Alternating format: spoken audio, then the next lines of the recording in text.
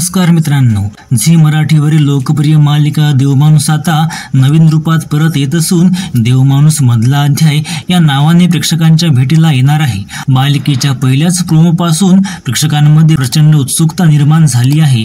त्यात काय नवीन असणार, कोणते कलाकार झळकणार याबाबत अनेक चर्चा रंगल्या होत्या।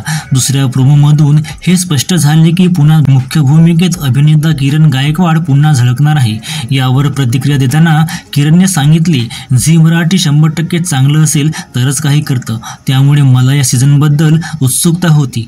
पहिल्या सीझनमध्ये जिथे कथा संपली आणि दुसऱ्या सीझनची सुरुवात झाली त्या मधल्या काळात देवमाणूस नेमका कुठे होता, काय करत होता याच्यावर हा मधला अध्याय आधारित आहे। किरण पुढे म्हणाला, प्रोमो आल्यावर लोकांचा जबरदस्त प्रतिसाद मिळाला, अनेक प्रश्न उपस्थित झाले, मला फाशी झाली होती, मग मी पुन्हा कसा येणार, अजित कुमार देव कोण असणार आणि मी मालिकेत आहे की नाही अशा शंका प्रेक्षकांना होत्या।